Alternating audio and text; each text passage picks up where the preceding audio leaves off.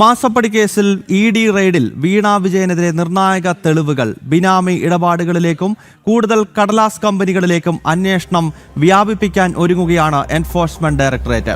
വീണയെ വീണ്ടും ചോദ്യം ചെയ്യുന്നതിനൊപ്പം മുഹമ്മദ് റിയാസിലേക്കും അന്വേഷണം നീളുകയാണ്. ജിജീഷ് കരുണാകരനാണ് വിശദാംശങ്ങളുമായി കൊച്ചിയിൽ നിന്നും ചേരുന്നത്. ജിജീഷ്, ഈ മാസപ്പടി കേസിൽ വളരെ നിർണായകമായ ചില നീക്കങ്ങൾ ഇ.ഡിയുടെ ഭാഗത്ത് നിന്ന് വീണ്ടും ഉണ്ടാവുകയാണല്ലോ.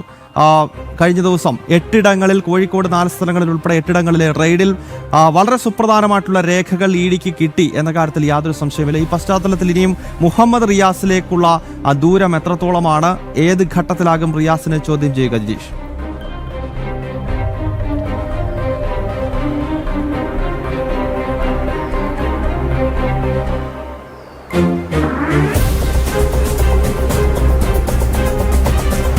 ഗൗതം, ഇവിടെ ടി വീണയിൽ നിന്ന് ആരംഭിച്ച അന്വേഷണം ഭർത്താവ് മുൻ മന്ത്രി, നിലവിലെ MLA ആയ മുഹമ്മദ് റിയാസിലൂടെ മുഹമ്മദ് റിയാസിന്റെ ചില മനസാക്ഷി സൂക്ഷിപ്പുകാരിലേക്ക് നീങ്ങുകയാണ് എന്നതിന്റെ ഏറ്റവും വ്യക്തമായ ഒരു കാര്യം തന്നെയാണ് ഇന്നലെ വ്യാപകമായി കോഴിക്കോട് ജില്ലയിൽ 8 കേന്ദ്രങ്ങളിലായി നടന്ന റെയ്ഡുകൾ. ഇതെല്ലാം തന്നെ മുഹമ്മദ് റിയാസുമായി ഏറ്റവും അടുപ്പം പുലർത്തിയിരുന്ന ഏറ്റവും അടുത്ത സുഹൃത്തുക്കളാണ്. പ്രധാനമായും അന്വേഷണം നടത്തിയിരുന്ന ഒരു കാര്യമെന്ന് പറയുന്നത് ഈ മാസപ്പടി കേസുമായി ബന്ധപ്പെട്ട് നടന്നിട്ടുള്ള സാമ്പത്തിക ഇടപാടുകൾ മാത്രമല്ല, ഇതുമായി കള്ളപ്പണ ഇടപാടുകൾ നടന്നിട്ടുണ്ടോ, ബിനാമി ഇടപാടുകൾ നടന്നിട്ടുണ്ടോ തുടങ്ങിയ കാര്യങ്ങളാണ്. ബിനാമി ഇടപാടുകളുടെ അന്വേഷണത്തിന്റെ ഭാഗമായിട്ടാണ് ടി വീണയും ഒപ്പം തന്നെ മുഹമ്മദ് റിയാസും തമ്മിൽ നടത്തിയിട്ടുള്ള സാമ്പത്തിക ഇടപാടുകൾ പരിശോധിച്ചത്. പിന്നീട് അന്വേഷണ സംഘം PA മുഹമ്മദ് റിയാസിന്റെ ബാങ്ക് അക്കൗണ്ടുകൾ അടക്കം പരിശോധിച്ചു. കോഴിക്കോട് കോട്ടുള്ളിയിലെ വീട്ടിൽ കഴിഞ്ഞ മെയ് 27-ന് റെയ്ഡ് നടത്തിയപ്പോൾ ലഭിച്ച ചില ഡിജിറ്റൽ ഡിവൈസുകൾ, തെളിവുകൾ അടക്കമുള്ള കാര്യങ്ങൾ അന്വേഷണ സംഘത്തെ സംബന്ധിച്ചിടത്തോളം അവരുടെ മുൻവശമുണ്ടായിരുന്നു.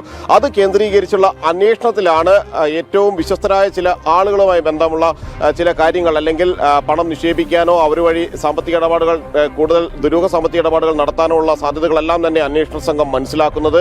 അങ്ങനെയാണ് ഈ പി നിഖിലടക്കമുള്ള ആളുകളെ സ്ഥാപനങ്ങൾ, അവരുടെ ഓഫീസുകൾ, വീടുകൾ എന്നിവിടങ്ങളിൽ അന്വേഷണ സംഘം പരിശോധന നടത്തുന്നതും വ്യാപകമായ റെയ്ഡുകളിലേക്ക് കടക്കുകയും എല്ലാം തന്നെ ചെയ്തിരിക്കുന്നത്. ഇനിയുള്ള അന്വേഷണ സംഘത്തിന്റെ പ്രധാനപ്പെട്ട ഒരു നടപടി എന്ന് പറയുന്നത്, ഒന്ന്, വീണയെ വീണ്ടും ചോദ്യം ചെയ്യുക, 2 തവണ ചോദ്യം ചെയ്തതാണ്, മൂന്നാമതൊരിക്കൽ കൂടി ചോദ്യം ചെയ്യുക. ഏറ്റവും ഒടുവിൽ ലഭിച്ചിരിക്കുന്നത് പ്രത്യേകിച്ച് കടലാസ് കമ്പനികൾ നിരവധിയുണ്ട് ടി വീണയുമായി ബന്ധപ്പെട്ടുകൊണ്ട്. അതിലൊന്നാണ് ലേക്കർ ഇന്ത്യ കോർപ്പറേഷൻ എന്ന സ്ഥാപനം. ലേക്കർ ഇന്ത്യ കോർപ്പറേഷന് 15.5 ലക്ഷം രൂപയുടെ ഇടപാടുകൾ നേരത്തെ ഇ.ഡി മരവിപ്പിച്ചിരുന്നു. ഈ ലേക്കർ ഇന്ത്യ കോർപ്പറേഷൻ എന്ന് പറയുന്നത് തന്നെ വീണയ്ക്ക് സാമ്പത്തിക ഇടപാടുകൾക്ക് വേണ്ടി ഇതുമായി മറയുണ്ടാക്കിക്കൊണ്ട്, അല്ലെങ്കിൽ പുകമറ സൃഷ്ടിക്കുന്നതിന് വേണ്ടി രൂപീകരിച്ചതാണോ എന്നാണ് അന്വേഷണ സംഘം സംശയിക്കുന്നത്. കാരണം കൃത്യമായ ഒരു ഓഫീസുകളോ ഇതിൽ നേരത്തെ പറഞ്ഞത് പ്രകാരമുള്ള പ്രവർത്തനങ്ങളോ ഒന്നും തന്നെ ലേക്കർ ഇന്ത്യ കോർപ്പറേഷൻ നടത്തുന്നുണ്ടായിരുന്നില്ല. അതുകൊണ്ട് ഇത്തരം കാര്യങ്ങളിൽ കൂടുതൽ വിശദാംശങ്ങൾ തേടുന്നതിനും വിശദീകരണം തേടുന്നതിനും വേണ്ടിയാണ് ടി വീണയെ ഒരിക്കൽ കൂടി ചോദ്യം ചെയ്യുന്നത്. മുഹമ്മദ് റിയാസിന്റെ സുഹൃത്തുക്കൾ വഴി നടന്നിട്ടുള്ള സാമ്പത്തിക ഇടപാടുകൾ അന്വേഷണ സംഘത്തിന് കണ്ടെത്തേണ്ടതുണ്ട്. ഒപ്പം മുഹമ്മദ് റിയാസും ഈ ഒരു ചോദ്യമനയിലേക്ക് വരുന്നു എന്നതാണ് അതിലേറ്റവും പ്രധാനം. കാരണം മുഹമ്മദ് റിയാസ് നടത്തിയ സാമ്പത്തിക ഇടപാടുകൾ, വീണയുമായി നടത്തിയ സാമ്പത്തിക ഇടപാടുകൾ ഭാര്യാഭർത്തൃ ബന്ധത്തിന്റെ അടിസ്ഥാനത്തിൽ നടത്തിയ സാമ്പത്തിക ഇടപാടുകൾ മാത്രമല്ല, അതിൽ ചില ദുരൂഹതകളുണ്ട് എന്ന് അന്വേഷണ സംഘം മനസ്സിലാക്കിയതിന്റെ അടിസ്ഥാനത്തിലാണ് PA മുഹമ്മദ് റിയാസ് കൂടി ചോദ്യമനയിലേക്ക് വരുന്നത്. വൈകാതെ ടി വീണയ്ക്കൊപ്പം മുഹമ്മദ് റിയാസിനും സമൻസ് നൽകിക്കൊണ്ട് അന്വേഷണ സംഘം മുന്നോട്ട് പോവുകയും ചെയ്യും. ഗൗതം.